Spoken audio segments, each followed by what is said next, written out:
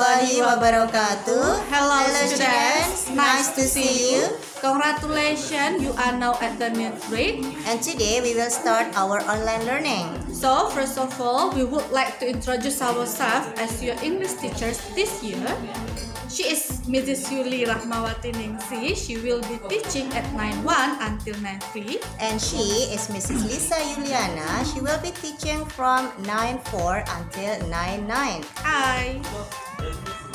But actually, both of us will give you some materials and exercises in the Google Classroom application for all of the students in the 9th grade. So students, that is our introduction. For the first material will be delivered by Mrs. Yuli Rahmawati Ningsi. Assalamualaikum warahmatullahi wabarakatuh. Hello students, nice to see you again. How are you today? I hope everyone is in a good condition. Today, we are going to start our first materials in this online learning with me, Mrs. Yuli Rahmawati. Are you ready? Okay, let's go. We are going to study about procedure text. Teks yang mempelajari tentang tata cara. Okay, here we go. About procedure text. The definition: procedure text is a piece of text that gives us instruction for doing or making something. Apa artinya? Silakan dibaca terjemahannya di bawah. Social function of procedure text is to tell the reader how to do or make something through a sequence of actions or steps. Itu tujuan atau fungsi sosial dari procedure text. Memberitahu kita, para pembaca, bagaimana cara melakukan atau membuat sesuatu. Okay, next, I will give you information about the types of procedure text. Jenis-jenis procedure text yang akan kita temui nanti. There are, the first one, manual, petunjuk cara kerja alat. For example, contohnya, kalau teksnya berjudul How to print a file, How to record video, How to use camera, itu termasuk golongan manual. The second types, jenis yang kedua is recipe and handcraft. Jenis yang kedua ini adalah resep masakan atau kerajinan tangan. Contohnya, for example, how to make omelette, how to make mask. Itu contoh dari recipe and handcraft. The last one, the types of tips. Jenis yang digolongkan pada tips, yaitu langkah-langkah praktis yang berhubungan dengan perilaku manusia. For example, how to stay healthy, how to wash hands. Itu contoh-contoh tips. Okay, next, I will give you information about the generic structure atau susunan baku dari procedure text. The first one is goal, tujuan teks. Harus ada ya, biasanya pada judulnya kita bisa merumuskan tujuan teks melihat pada judul. The second one is materials or ingredients. Ini adalah daftar bahan-bahan yang dibutuhkan. The next is equipment or utensils, yaitu alat-alat yang kita pakai. The last one is steps. Ya, step adalah langkah-langkah yang berurutan. Berikut ini catatan yang penting harus diperhatikan. Goal bisa dilihat pada judul teks. Kata materials itu digunakan pada jenis teks yang handcraft. Kata ingredients digunakan pada jenis recipe. Pada jenis manual dan tips itu tidak perlu menuliskan materials. Utensils atau equipment itu boleh ada, boleh juga tidak ada.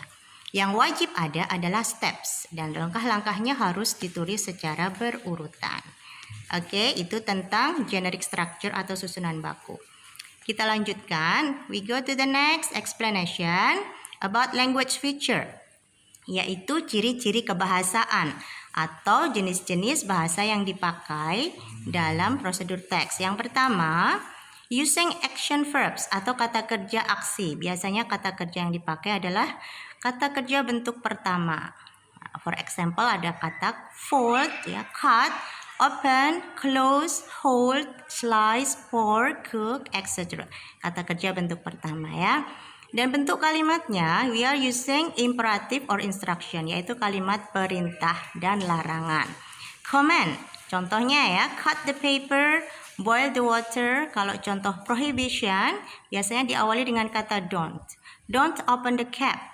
Don't cook too long. Itu termasuk contoh imperatif atau instruction. The next is about simple present tense. Jadi pola kalimat yang banyak digunakan dalam prosedur teks adalah pola kalimat simple present. You have learned about that in the first grade ya, di kelas 1 atau kelas 7 sudah belajar. The last one is temporal conjunction. Ini gunanya kata sambung untuk menghubungkan dari satu langkah ke langkah yang lain. Contohnya first, next, then, atau ada juga finally untuk langkah yang terakhir biasanya. Okay. That's all about procedure text. Now, I will give you some examples of procedure text. The first example, let's see. How to make cheese omelette. Dari judulnya kita sudah tahu ini kira-kira golongan apa? Iya, ini adalah recipe. Betul sekali. Let's see. Di sini ada gambarnya supaya lebih menarik. Biasanya resep masakan disertai oleh gambar, picture. Ini gambar omelette yang menggunakan keju, cheese omelette. Oke, let's see bagian-bagiannya, generic structure-nya apakah cocok. Nah, dilihat ada ingredients, bahan-bahannya. Ditulis beberapa bahan utamanya untuk membuat resep ini. And then utensils-nya ada, alat-alatnya berikut ini. Kemudian steps-nya juga wajib ada. There are 10 steps, ada 10 langkah. Silahkan dicek ke dalam kamus ya, check your dictionary if you find new words. Silahkan nanti mengecek ke dalam kamus kalau menemukan kata-kata baru. Okay, the second example. It is how to make a simple mask. Dari judulnya, kira-kira apa ini? Ya, betul. Ini handcraft, yaitu membuat sebuah masker sederhana. You only need, ini ada bahannya. Kita sebutnya ada 3 bahan utama. Okay, let's see the steps. Step 1, fold bandana in half. Bandana ini adalah sapu tangan juga boleh. Kemudian diselipkan tisu if you have. Next, fold top down, fold bottom up. Itu cara kedua, langkah kedua. The next step, place rubber bands or hair ties about 6 inches apart. Jadi diletakkan karet gelang di tempat seperti itu, jaraknya 6 inci. And then the next, fold side to the middle and tuck. Lalu ditekuk ke arah tengah ya. Sehingga bentuknya seperti itu, number 5. And then the last step, finally, you can wear the mask. Oke, itu adalah sebuah contoh dari handcraft, dari prosedur teks sederhana. Okay, the next, I will give you one more example. Ini jenisnya tips ya. Tips to stay healthy during COVID-19 pandemic. Di sini ada beberapa tips, langkah-langkah yang bisa kita lakukan untuk menjaga kita tetap sehat selama masa pandemi ya. Kita lihat ya, silahkan dibaca nanti.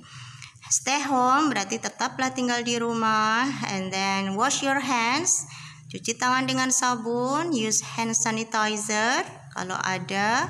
Kemudian you have to eat nutritious food, makanan yang bergizi. Kemudian keep exercising, tetap berolahraga. Kemudian kita sunbathing, berjemur supaya mendapat sinar matahari dan vitamin D-nya. And then you have to wear mask, pakailah masker apabila keluar rumah. Kemudian physical distancing, ya, jaga jarak dengan orang lain. Lalu kita juga harus healthy mind, karena kalau healthy body plus healthy mind, we can have healthy life and happy life. Jadi pikiran harus sehat, berpikir positif.